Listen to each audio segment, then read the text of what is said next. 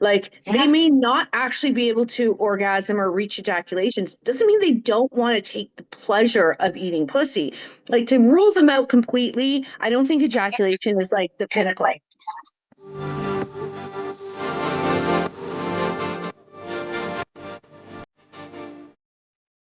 Welcome back to Muse on the Mic. I'm Riley. And I'm Emily. Thanks everyone for joining us on another great episode here at Muse on the Mic. We're diving into another series. Riley, what are we talking about today? We are going back into our disability series. This time, we're going to take more of a focus to spinal injuries. So, para or quadriplegia. Am I pronouncing that correctly? Yes. Okay. Okay.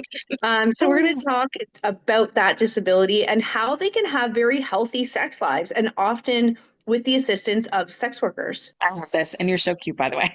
It's adorable. Plegia. I only learned that word Right? today from It's so cute though. It's not like we'd be like, cut, do it again. you. So cute. So we did some research, some Googling, and pulled off stuff we know about Muse clients and stuff from some of my career with clients, and then just people we've met all along our life Yeah. trail. And I think we got some really awesome information to share with everybody because in my opinion, no offense to any other kind of disabilities, but this one fascinates the shit out of me because it really shows off just the wonders of the human body that Yeah. are outside of our realm of science. Like it's like we know the body can do certain things and then the Hmm. body surprises us. And in sex work, that's a Right. common thread. Yeah. When the surprises aren't like bodily functions or something gross, when it's something miraculous, it is Mhm. so fascinating to me. And everything from spinal cords to the nervous system is a fascinating mix. And I say that as a person with sciatica who's been betrayed by my nervous system lately. Why can't it create new pleasure zones for me? What the fuck? So I did a bit of Googling. I have a couple articles and just some key points that I'm going to read out for everyone that I think are super interesting, but will give us kind of a starting point to jump off of. Okay. So when Googling things like paraplegia and sexuality, it can affect different people's sexuality and potential sexuality in various ways by altering their physical functions like sensation, arousal, and erection. It does not eliminate desire or ability for pleasure and intimacy, which I think is underlining the most important part. Just because someone has a disability doesn't mean they don't need or no and crave these things. Forget the Hmm. or. They're Yeah, humans. of course they So do. people with paraplegia can engage in fulfilling sex lives by finding specialized resources like intimacy coaches, health professionals, maintaining open communication, and being active in other parts of their wellness and health, and learn to renegotiate with partners about sexual activities. And then it further went on to suggest some countries like the Netherlands, we've talked about this before, have Mhm. medical systems for medically assisted sex that is covered by benefits from the government. Whereas in other countries like Canada, for example, purchasing safe sex services, why does it say safe sex services? That's a distinction that's unnecessary. Purchasing safe sex services from for a person with a disability is treated the same as anyone else. You're just a customer is a customer is a customer. Right. Um, and I'm always like, yay, the Netherlands, because that's fucking Yeah, cool. It's so fucking cool. How they're always helpful for included. people. Could you imagine? Hmm. Especially, it just means it's easier to find those resources, right? Like Hmm. instead of in the shadows of sex work or whatever, you can go on gov.com or whatever, like wherever you live, and find the services you actually need. Yeah, And to have it covered by like government benefits and insurance is fucking cool, absolutely. no matter how you slice it. So a couple quick points here. And Google gave me a really good like list that I actually found better than other resources. So, challenges and solutions. There's altered physiology, obviously, because of the spinal cord injury itself, which can affect various angles and aspects of arousal, orgasm, and ejaculation. That said, some people can still ejaculate even if they've lost sensation, which I Hmm. find super cool. Individuals may struggle with things like body image and confidence. And through health coaches and sometimes through sex workers, they can learn the abilities to give and receive pleasure. And I was like, that's fucking neat. Yeah. Um, Finding resources can be difficult unless societies are set up to offer these services regularly, which, like the Netherlands, Mhm. it takes open communication, honesty, non-judgmental partners are essential in exploring and expressing sexual needs after said injuries. Um, in many other countries, including Canada, they can often have a distinction between sex workers and intimacy coaches. And I actually have an article that I'm going to read about someone that jumped from sex work to becoming an intimacy coach. And I'm like, what's the difference? Here's one for our Is Right. It Sex Work series, right? Like, Right. what's the damn difference? And where's the legality difference? Can I call myself an intimacy coach and suddenly we don't need a body rub Mhm. license? Like, where are the lines? Welcome to gray sex work Yeah. and our constant frustrations. However, to have those kind of options and to have options within those options, I think is really smart, right? You Mhm. can, and it might take away some guilt or some buyer's stigma and all that kind of thing if you're seeing an intimacy coach versus I'm seeing a sex worker. Yeah. Boo stigma. Yeah. Um, what else? Adaptation amongst existing couples. Sometimes an injury and paraplegia, etc., can develop within an existing relationship, which requires a couple to explore different methods, techniques, and devices to find new avenues. And that made me think of that couple on TikTok. Yes. I wish I could find their page. Oh, I can't remember their name either, but they're a couple. He's the one with the spinal cord injury, Hmm. and they really show off everything from different variations of his chair to Yep. other swings and Swinging. stools and Yep. cool shit that they use to help the mobility of the Yep. mechanics of sex.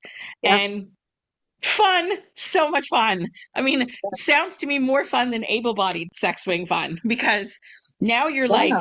you're coming up with solutions on top of just Well, fantasy. you think about what makes good sex is like new experiences, trying new things, and communicating like your wants and desires. And listen, if you're having sex or any sexual encounter, being disabled, those are at the top of your priority list is to be able to communicate what you can do, how you want to do it. Like they are more advanced in many ways that I think that's the Absolutely. sex to be having. Like, let's communicate about all the things.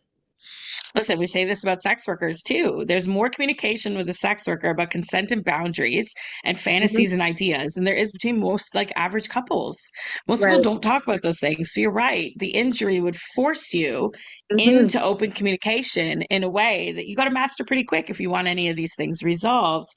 And yay for things like innovation and technology that come up with solutions for people, or Yeah. even things like a basic sex swing that can be for able bodied people as well. Mhm. Suddenly it's for everybody. That's so Yeah. fucking neat. I love stuff that's inclusive instead of exclusive or exclusionary.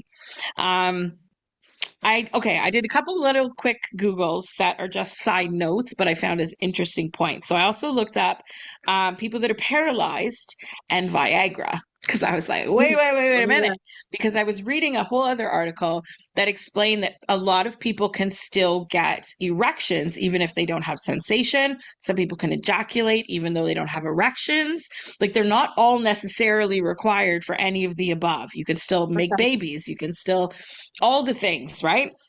So I was like, okay, considering they barely do any research for our sexual enjoyment, but they do all the research for men's sexual enjoyment, I guarantee you there's a man who's in a wheelchair somewhere that's like, but what about my ED?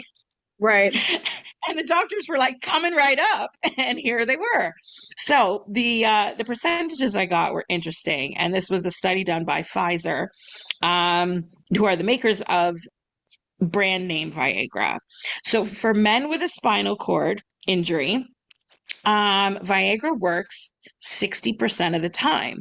For Wow. able-bodied people, it works 70% of the time. And I was Wow. floored how close those numbers were together, Wow. That's right? interesting. You wouldn't think. And Hmm. yet, the same like this is me just being juvenile and silly, but like ever since Viagra came out, I just remember the commercials and the fine print, and they talk and read it, and they say if you suffer from an erection for more than 4 hours, go to ER, go to Right. Emerge. And I'm thinking, like, if you've can't feel your penis, but you've had an erection for 4 hours, you're probably rushing to ER faster than a guy on two legs Mhm. because you're more scared if anything, something's wrong or something's like there needs to be blood in other places. Like, what's happening?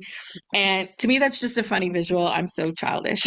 You It's know, just but you know to what it makes me. me think of? Because I'm thinking there's different types, like with anything, there's a lot of different nuance. But when you have an injury like this, I'm sure there's the people that you need to do a lot of pleasure mapping, which I know we'll probably talk about, Mhm. for them to receive pleasure if they can't ejaculate traditionally. But for those in a relationship, yeah, even if you can't ejaculate, you still want to take the Viagra so that your wife can hop on. Like you still have a Yeah. partner, in a relationship that you want to have thrive. So I think that's really interesting. Yeah, suddenly like you're a human Sibian machine. Mhm. She could just hop along. And that's fucking hot. That's so hot. No offense to dude, but it's all about Well, her pleasure at that moment. That's so I mean, cool. it's about pleasure, and pleasure is paramount. It doesn't have to be the ejaculation because I even imagine for some people that have limitations, they might still take great pleasure in just eating pussy. Like they Yeah. may not actually be able to orgasm or reach ejaculations. Doesn't mean they don't want to take the pleasure of eating pussy. Like to rule them out completely, I don't think ejaculation is like the pinnacle. No, not at all. And we know this from sex work, from Muse, from the clients, from the pod, everyone that communicates with us. Um, there are lots of people who can reach orgasm that has nothing to do with their penis at all. They have no Right, feeling and no activity in their penis, but the body's reroute itself to other right, areas. I also know people that have children post injury and they have no sexual feeling from the ribs down, but they still right. produce all the things. So IVF, like there's just so many different things and Yeah. options. To me, that's just like the coolest part of it all because Mhm. it's science, it's medicine, it's technology, it's human desire, psychology, all of it kind of coming together, and makes even more sense then why people need, let's say, an intimacy coach or someone to kind of even start them off with a bit of guidance, because the doctor is only going to tell you so much, right? He's not really invested in your penal enjoyment. He's just there to make Mhm. sure everything works, right? Sure. So I did learn a couple other like maybe not buzzwords, lingo. I learned some Okay. lingo. So I learned that many people that are paralyzed that may or may not have various ranges of sensation still enjoy other types of sensation around their erogenous zones. So they, for example, their clit or their penis may not feel everything, but maybe the skin does, or maybe the testicles do, or maybe your taint still has some action because it's way up inside Right, and things. You could still have a prostate orgasm.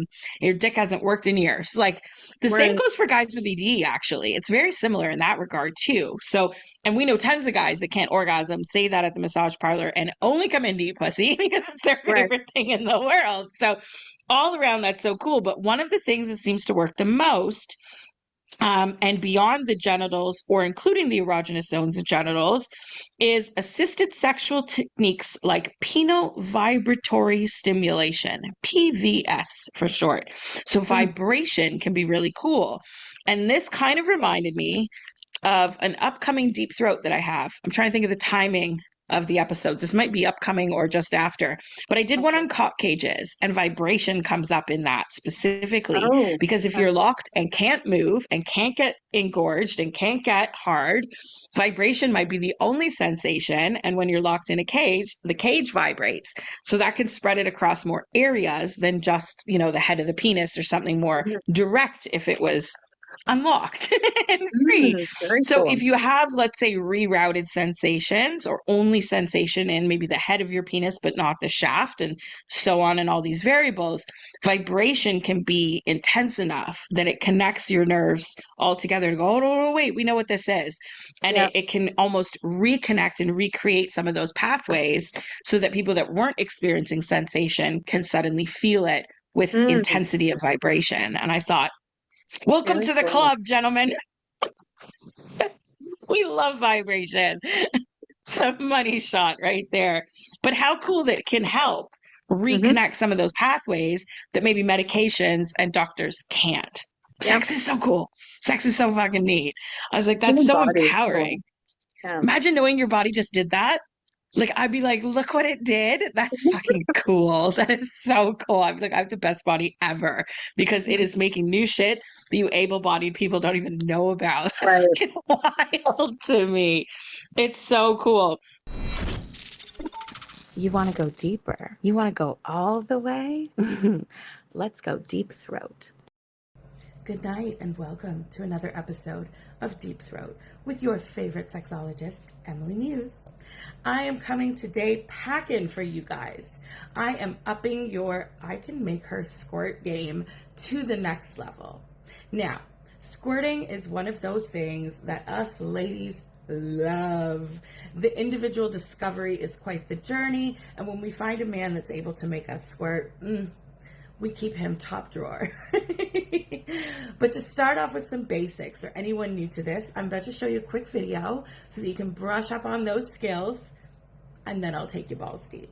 So we're starting off with a quick video from Facebook, actually, and it is a gentleman named Chris Patrone, about to teach us a thing or two, or maybe something you already knew. I'll catch you on the other side. PSA to all the gentlemen that if you're still doing this, we're going to stop that this year. Unless your partner specifically asked for that. We're gonna stop doing this, okay?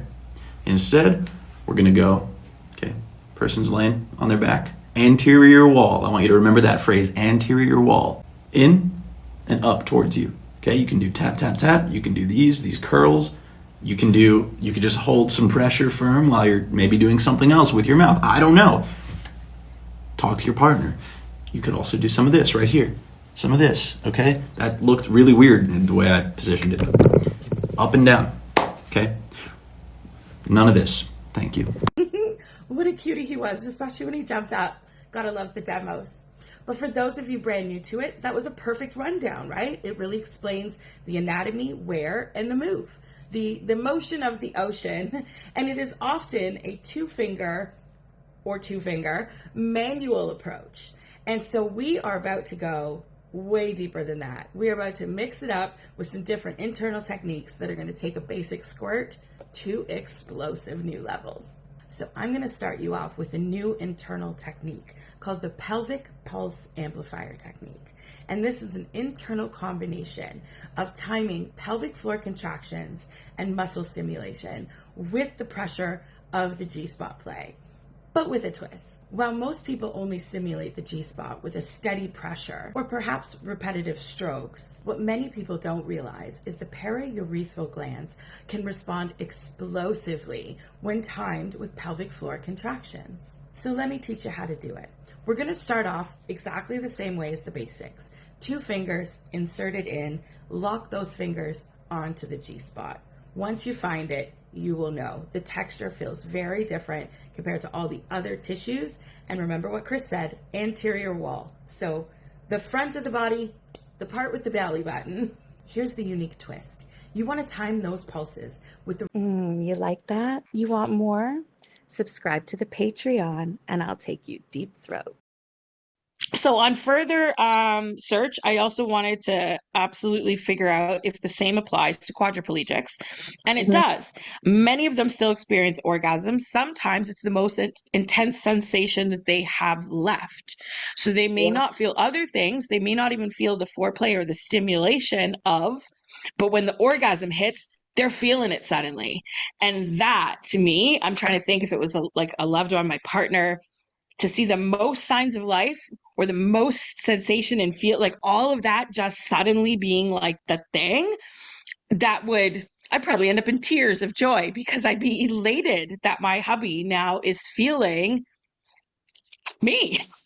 Right. Good shit right there. I'd be like, I'm back in business, boys. I'm sucking dick again. Like, I'd be so thrilled, let alone how thrilled he must be. Like, that is just amazing to me. Yeah. Could you imagine? Very cool. Imagine you haven't felt a blowjob in however long, and then suddenly you're like, it's back. Oh my God. I'd cry. I feel emotional saying it. I would fucking cry. Wow. The best thing ever. So, so neat. So before I dive into these 2 quick articles, one is about a man and one is about a woman, actually, which is super Okay. interesting. But I wanted to bring up one of my former clients. Honestly, hands down, when we're talking like rock and roll, one of the coolest dudes I ever met in my life. to this day still. This guy was a rock star. He had that like 80s rock star vibe, his style, his talk. He was a wealthy gentleman who, through a sporting accident, ended up paraplegic and was still into extreme sports. So most of the time when I saw him, he always had a different chair. And I was like, what the fuck contraption is this? Because he was like, oh, this is my, triathlon chair. Like, this is what Right. you take off the wheels and you can slap on skis. And I'm like, what the fuck? Like, he was a transformer. It was the coolest thing ever. But all of our sessions happened in his chair, which one it was. Some of them had arm things. Some of the arm things came off. Some of the wheels could like shrink down and be like, like it was so cool. And so mid like trying to figure out body slides, and he's like, hold on, I can raise it up. It'll make it easier for you. And like he would. And it's like the Terminator and RoboCop were all naked. Yeah. Like it was so much fun. And I learned so much cool shit. Like his physical sensations were the same in every session, but the equipment made the experience so different that I remember always thinking, like, it's always me with this guy. Like, I don't even have to come up with tricks because he's got all the jazz. Like, I could never beat a robotic chair that can fucking morph from a something to a ski. Like, is this? It was just so fascinating that to me, he was a jungle gym. I just got to climb all over and do all these creepy, naughty, weird things, stick ways to find my vagina upside down in his face. And he's like, hold on, it leans back. That is so funny. It was just so much fun. And amen for him, because he had the money to spend on his toys, right? Like his vehicles that he got in and out of were just as wild.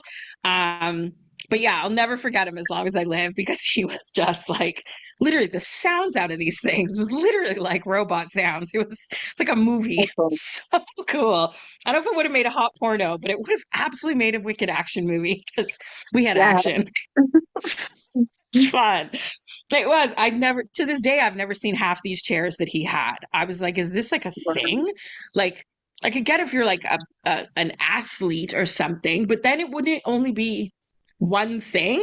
This guy did everything. He jumped out of planes. He'd go hiking. I'm like, how do you Good hike? for him. That's Talking awesome. about. It was so cool. It was just so fucking neat. So I looked up a couple articles on some of these things, and I was really interested at what I found. So I'm going to start off with this first one. I'll read you the story. So it's about a guy named Spencer from Canada, actually. Okay. So for years, Spencer Williams felt like he was missing something in his love life. I should say this is from the CBC, by the way. I'll link the articles in the description too. So 26-year-old Vancouver University student Spencer Williams is a freelance writer with cerebral palsy. He's met lots of potential sex partners, but always had trouble finding what he was looking for. It's like, I always refer to my wheelchair when it comes to dating as a giant cock block. I love this guy already. It doesn't always get me to the places I want, even though it gets me to the places I want, although it's always limited my travels when being intimate. He's funny too. I thought if it didn't happen now, I was going to die a virgin. So he decided to Google sexual services for people with disabilities. And he came across a woman named Jocelyn Nerhardal. I hope I'm saying that right. A clinical sexologist and intimacy coach. Here we go with the gray area. I think this is her saying, yes. I answer a lot of anatomy questions. I answer a lot of questions about intercourse and about different ways that we might be able to help a client access their body.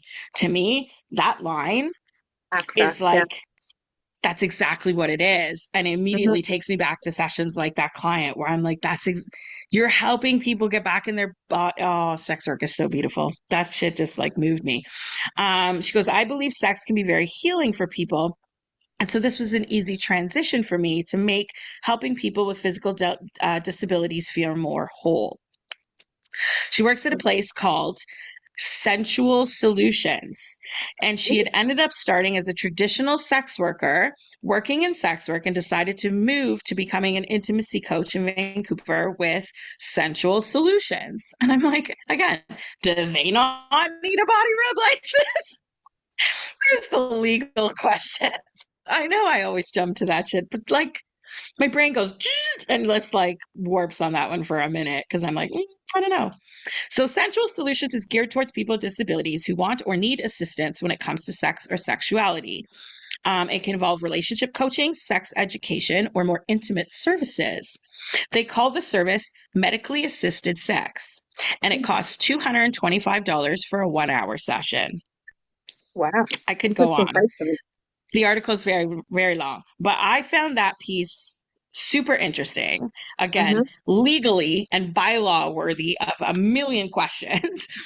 But yay for Canada again for having resources like this. Always got to shout out the homeland and the mothership because we are quite progressive, regardless of what our current laws are that were made under conservative government. But anyways, I love that there are, again, a Googleable option. Someone can feel lost and be like, help me find. And there it is, instead of the dark corners of the world or having to creep on a corner in a back alley and all the reasons why sex work Mhm. needs to be legalized. But for people like this, doesn't that make sense? And yet, when it comes to activism and the quest for law reform, it shouldn't matter if someone has a disability or not. Everyone should be treated the same, yada, yada, yada. And not to use people's conditions as a tool or a tactic in terms of getting your way from the law, Mhm. but a perfect example of why the law shouldn't be such a broad fucking brush. It really should be nuanced, and it should Right. allow people with certain reasons, good, valid fucking reasons, to be able to find a sex worker should they want one and not have to Mhm. use the term intimacy coach. Or Right. can sex workers quest to become an intimacy coach? Like, is this literally a thing? Mhm. I Just think to say. Sensual Solutions is just so genius. Like, how do you bust someone that's called Sensual Solutions? It just seems wrong. Absolutely. It's so clever. You know exactly what you're walking into. It's not like a Yeah. shady rub and tug where you're like, is this where I get my nails done or not? Yeah. Like, it's just straightforward. I agree. And That's especially if you're like, it's legit, it's yeah. not called sex work. That is someone I would love to get on the podcast. Ooh, I We could try to should reach find out her. to her. Put a pin in that.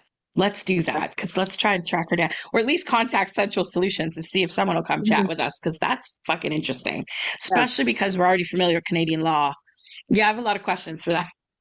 No, but the stories that they must have, and I mean, I get there's always Mhm. privacy, but to tell it kind of generically, but imagine the range of clients that they've dealt with, and I think it would be really enlightening too, because as much as a nod to Muse, guys, come to Muse because we are equipped to handle all people and disabilities, but at the same time, we have some girls that are really good with certain disabilities or certain scenarios because we have tables we can use. We can use your chair. We can use the floor. We can use all different pieces of furniture. But at the same Yeah. time, to talk to someone from Central Solutions that's all they deal with, they must have such knowledge that I feel our girls just don't have as vast knowledge because we don't have Mm. as many encounters.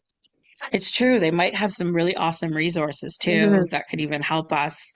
We love advancing the training and the skills of our Mhm. staff, so why not, right? Mm. Yeah. Cool. Listen, not that we're anywhere near needing a renovation, but it might even be interesting to hear their like equipment furniture type Mhm. ideas because maybe that's something in the future we could either add in Mhm.